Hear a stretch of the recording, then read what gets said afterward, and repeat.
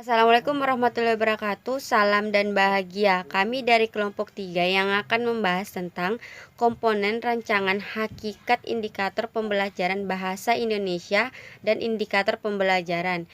Yang pertama-tama saya akan perkenalkan anggota dari kelompok 3, yaitu Zulfatul Khoiriyah NIM 2019 015325, Aisyah Fadila NIM 2019 015348, yang ketiga Husnul Khotimah NIM 2019 015358, Ruth Marliana NIM 2019 015334, Muhammad Zidan Ardiansyah NIM 2019 015341, Sabrullah NIM 2019 015362, Arifia Mindora NIM 2019 015364, Emma Mardiawati NIM 2019 015365, dan yang terakhir Trien Mulyani Saragi NIM 2019 015370. Kepada pemateri 1, waktu dan tempat kami persilakan. Baiklah, terima kasih kepada saudari Mbak Aisyah. Di sini kami dari kelompok 3 akan menjelaskan 4 poin-poin, yaitu hakikat rancangan pembelajaran, yang kedua komponen rancangan pembelajaran bahasa Indonesia, yang ketiga hakikat indikator pembelajaran bahasa Indonesia, dan yang keempat indikator pembelajaran. Yang pertama saya akan menjelaskan mengenai hakikat rancangan pembelajaran. Perencanaan pelajaran merupakan proses penerjemahan kurikulum yang berlaku menjadi program-program pembelajaran yang selanjutnya dijadikan pedoman bagi guru dalam penyelenggaraan proses pembelajaran. RPP pada hakikatnya merupakan perencanaan jangka pendek untuk memperkirakan atau memproyeksikan apa yang dilakukan dalam pembelajaran. RPP bertujuan merancang pengalaman belajar siswa untuk mencapai tujuan pembelajaran. Baiklah, selanjutnya akan saya serahkan kepada Mbak Ruth Marliana. Untuk Mbak Ruth Marliana, dipersilakan. Terima kasih kepada Mas Sabrullah. Selanjutnya di sini saya akan membahas tentang komponen rancangan pembelajaran bahasa Indonesia. Komponen perencanaan pembelajaran yaitu suatu sistem pelaksanaan pembelajaran yang merupakan interogasi dari beberapa komponen yang memiliki fungsi tersendiri dengan maksud dan tujuan agar pembelajaran dapat berjalan sesuai dengan jalurnya.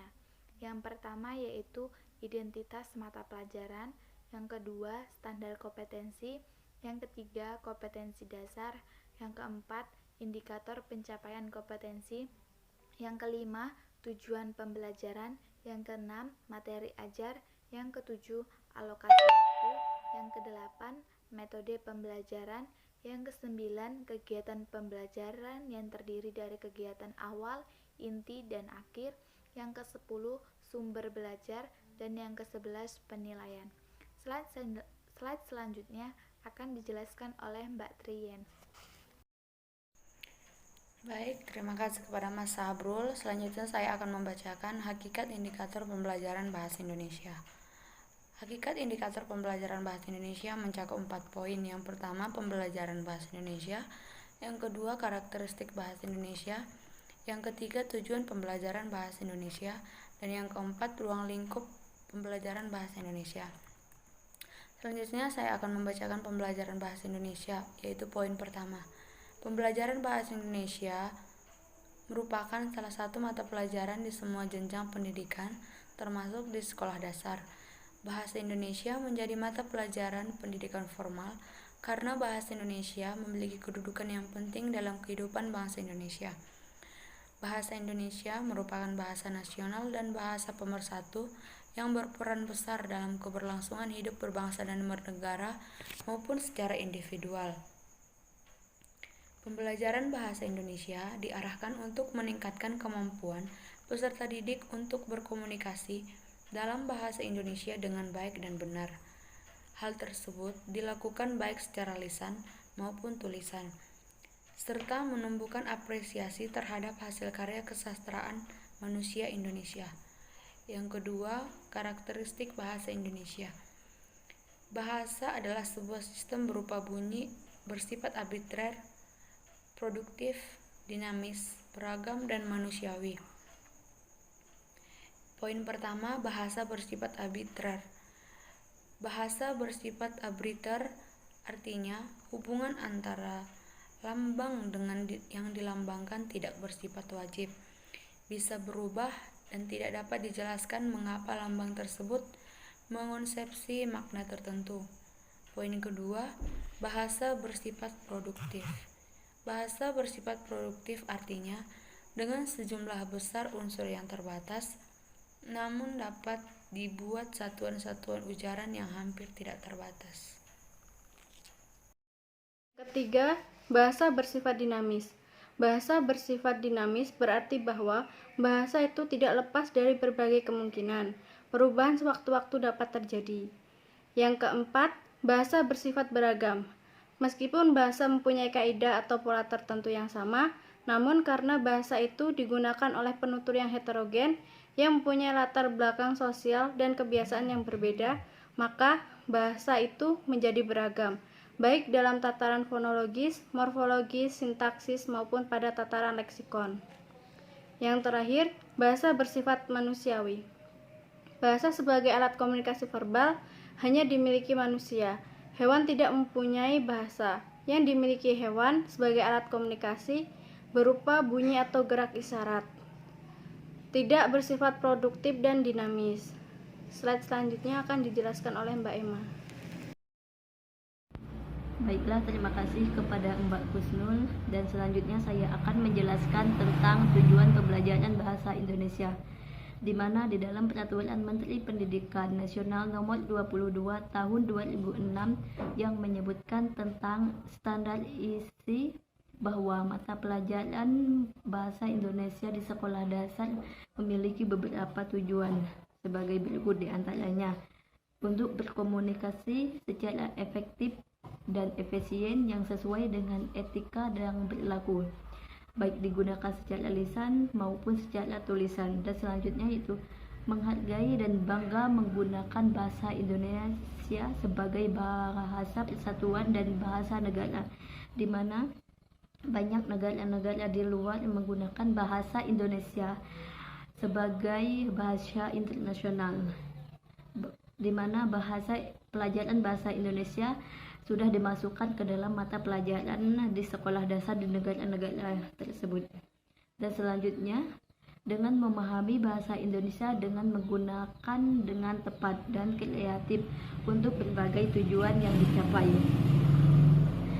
Yang selanjutnya yaitu menggunakan bahasa Indonesia untuk meningkatkan kemampuan intelektual serta kemampuan emosional dan sosial, di mana bahasa Indonesia ini sangat berfungsi sebagai kita pemudah untuk berkomunikasi di lingkungan masyarakat, di lingkungan luar, agar mudah dimengerti oleh masyarakat dan orang-orang yang belum mengerti bahasa daerah yang kita asal. Maka dari itu kita wajib melestarikan bahasa Indonesia sebagai bahasa nasional Indonesia. Terima kasih, dan selanjutnya akan dijelaskan oleh Mbak Arifia Mindora. Baik, terima kasih kepada Mbak Emma atas waktunya.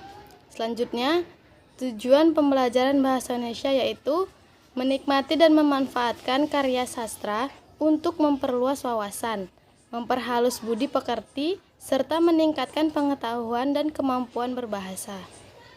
Selanjutnya, menghargai dan membanggakan sastra Indonesia sebagai khazanah budaya dan intelektual manusia Indonesia. Nomor 4 yaitu ruang lingkup pembelajaran bahasa Indonesia. Ruang lingkup mata pelajaran bahasa Indonesia dalam kurikulum tingkat satuan pendidikan mencakup komponen kemampuan berbahasa dan kemampuan bersastra yang meliputi 1. Aspek mendengarkan, 2. Aspek berbicara, 3. Aspek membaca, 4. Aspek menulis, 5. Kesastraan, dan yang keenam kosakata. Selanjutnya akan disampaikan oleh Mbak Fafa. Terima kasih untuk Mbak Rifa atas waktunya. Selanjutnya 4. Indikator pembelajaran. Indikator merupakan penandaan pencapaian KD yang ditandai oleh perubahan perilaku yang dapat diukur dan mencakup sikap, pengetahuan, dan keterampilan. Indikator dikembangkan sesuai dengan karakteristik peserta didik mata pelajaran, satuan pendidikan, potensi daerah, dan dirumuskan dalam kata kerja operasional yang terukur atau dapat diobservasi. Indikator pembelajaran meliputi tujuan pembelajaran.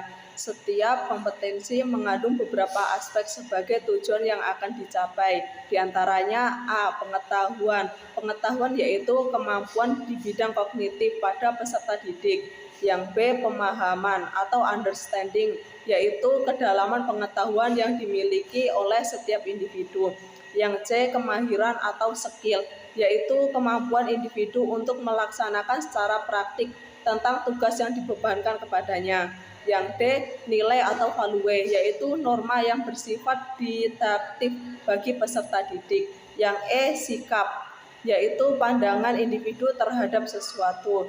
Yang F. Minat atau interest, yaitu kecenderungan individu untuk melakukan sesuatu. Selanjutnya akan dijelaskan oleh Mas Zidan. Waktu dan tempat saya persilakan. Baik, terima kasih atas waktunya. Selanjutnya, kompetensi dalam KTSP dapat diklasifikasikan menjadi 3 jenis, yaitu A. Kompetensi lulusan adalah kemampuan minimal yang harus dicapai oleh peserta didik setelah tamat mengikuti pendidikan pada jenjang atau satuan pendidikan tertentu. Yang B. Kompetensi standar atau standar kompetensi adalah kemampuan minimal yang harus dicapai setelah peserta didik menyelesaikan suatu mata pelajaran tertentu pada setiap jenjang pendidikan yang diikutinya. Yang C. Kompetensi dasar adalah kemampuan minimal yang harus dicapai oleh peserta didik dalam penguasaan konsep atau materi pelajaran yang diberikan dalam kelas pada jenjang pendidikan tertentu. Ya, terima kasih kepada Mas Zidan Ardiansyah dan pemateri yang lainnya. Jika ada salah kata, kami mohon maaf. Assalamualaikum warahmatullahi wabarakatuh. Salam.